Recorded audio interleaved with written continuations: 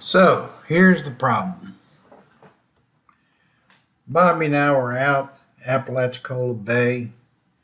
We were sailing up against St. Vincent's Island. The wind was really too strong. We didn't want to go offshore. And we ended up pitch poling and flipped it. Unfortunately, we landed on an oyster bar. So as a result of that, we sustained some hull damage. I was unable to right the boat. So I called a friend, and he sent his buddy who towed us across Apalachicola Bay. It was a decision that was made. It wasn't our best decision. And in the process of that, we had the hull damage already. The batten splintered, that shredded the sail. We had sustained extensive damage. So now the question became, what do we do? Do we send this Hobie cat that I've owned for nearly 40 years to Hobie Hospice? Or do we use the skills that we've attained over the last 25 years in rebuilding boats to refiberglass it, fix it back up? After consideration and careful thought, we decided upon Hobie Rehabilitation over Hobie Hospice. So this is the story on how we did the rehabilitation. Alright, so what we have is cloth and mixed fiber. This is a 6-inch roll, 1,100 feet long. This is a roll that I bought several years ago, and I've used about half of it so far. Alright, so this piece here is pretty close to finished. Needs to dry. But it's got 2 layers of the fiber, crossed fiber, and then it's got 4 to 5 layers of cloth over that. So that should leave a pretty strong bond there. There's 2 layers of the fiber, so it'll need to be finished yet. This one previously had some damage that somebody hit it in a parking lot and tried to drive it through these. So this is about a 5-6 layer patch here. And I have one at the back here also.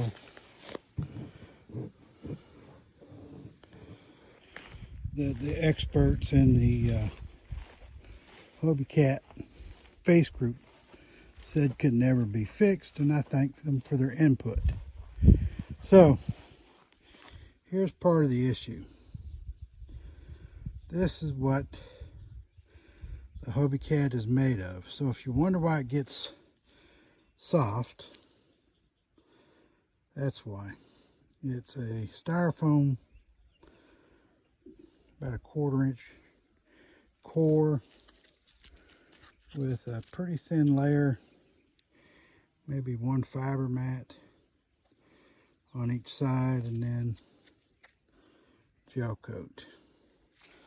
So it's not very thick, and you can see that all through here the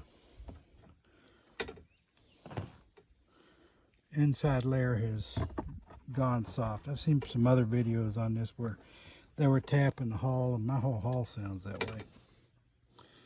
And this is also the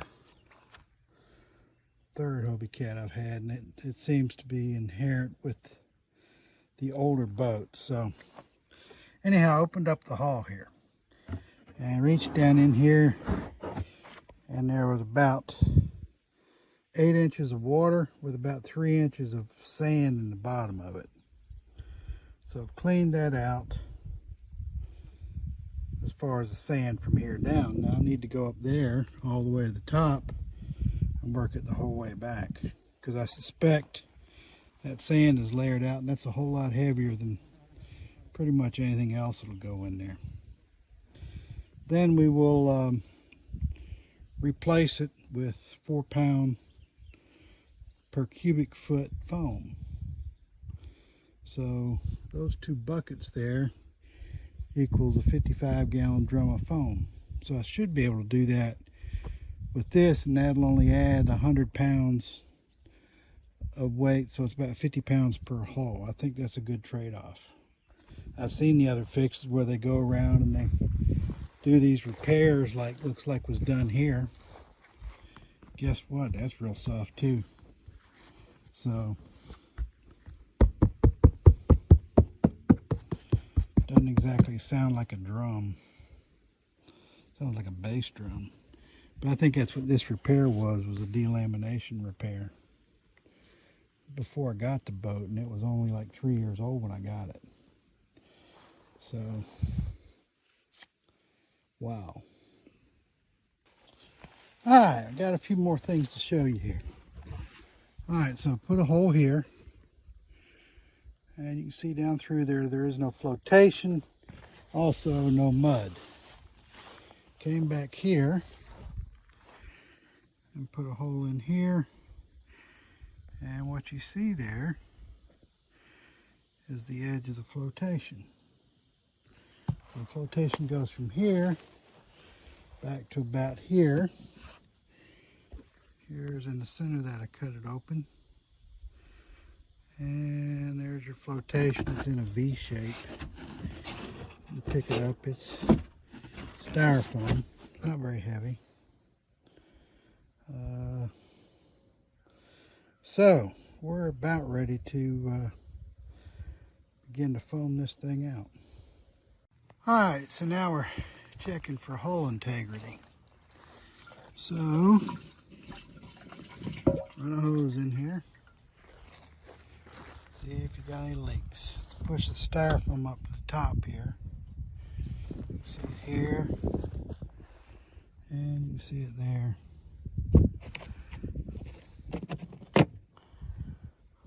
There's a core that I sawed out. Water's nearly to the top here. So this hull's tested. The only leak I can find is right here. That's missing an O-ring. Thought about what to do since we're going to foam this in case there is some water in there to get it to drain. So I got this irrigation hose. I took out the pieces here. Okay. And put holes in this irrigation hose. Then we're going to take that and put it in that hole over there, which will go about halfway up the pontoon. Alright, we're going to do the polyurethane foam pour. Got 16 ounces here. Has 16 ounces of part B already in there. That's my test cup to see how long it takes and how much it expands. So, here goes nothing.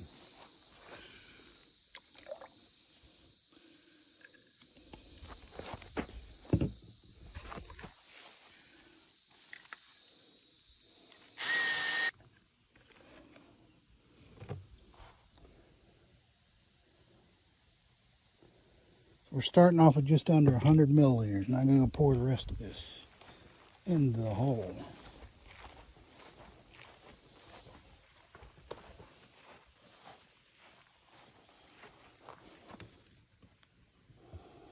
You can see it's already heating up and expanding.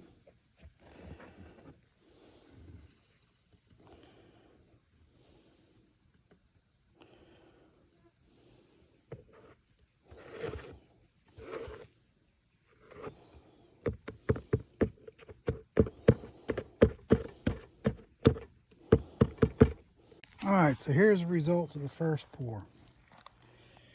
You can actually see the foam down in there. And that was, it's about half filled up that compartment. It goes up that way a little ways. To give you an idea of the expansion, it didn't take long. It was like a minute. And we went from 100 milliliters to over 1,000. This is hard, it's structural, and it's hot right now. So I'll pour my next one. But this time what I'm going to do is, since it'll climb its way on up, is I will take my cutout, put it in here when it gets close, put a big rock over it with some tape. I wish I had painter's tape, but I can't find any, so I'm going to use some drywall tape. And it's the weight that'll work, and that'll make the foam push up. All right.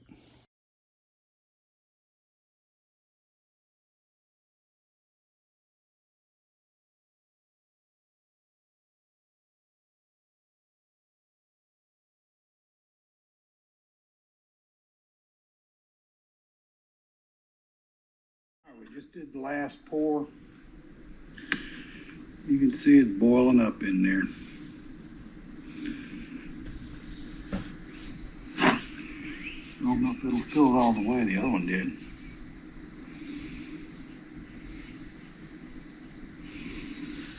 But I think we have just enough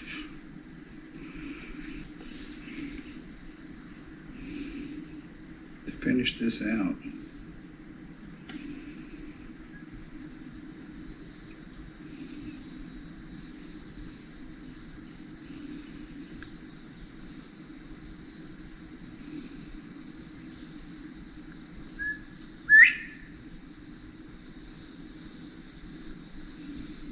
If it comes through, I'm going to put a cap on it, push it a little higher.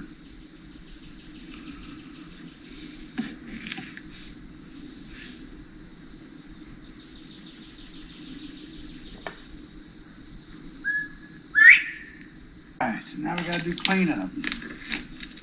This stuff works, but it is messy. I just use a 1-inch chisel to shave it off for that. This takes a little work.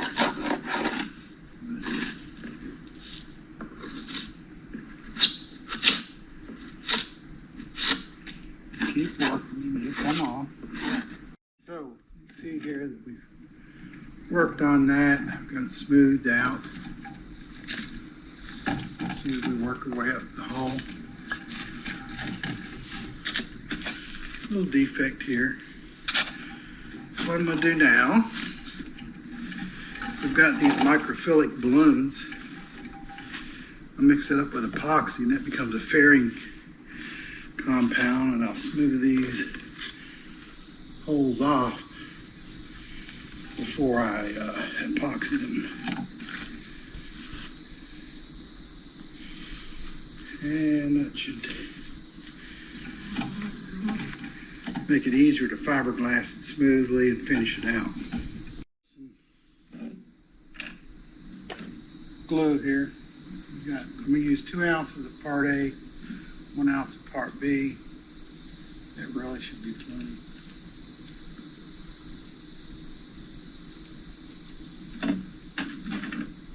Probably go further than I wanted to.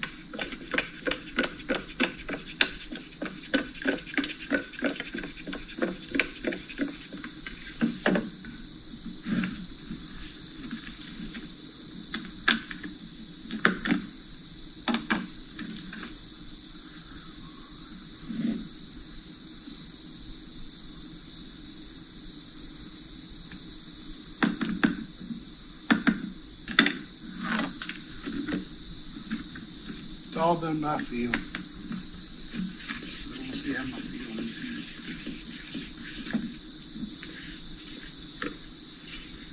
I like mixing mud. You really want it. Oh, anywhere from honey to peanut butter. Consistency. This is going to be like honey.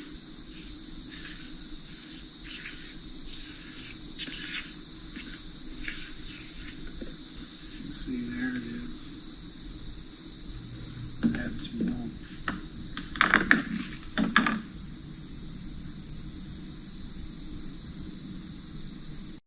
aired that out. This will need another coat or two, but these are faired. That'll make applying the fiberglass over it much easier. So I've cut out the fiberglass, then we'll put on here. That'll go the entire length of both of these holes.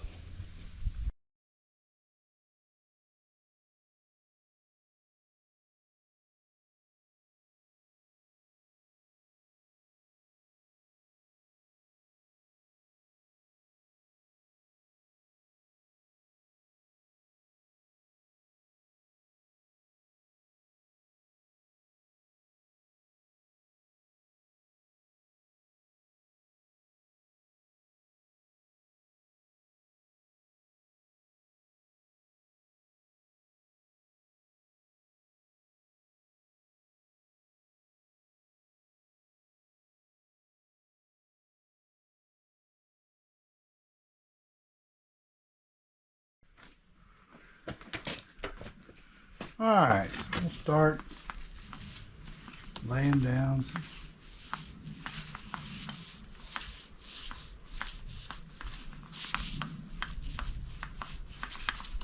gel coat.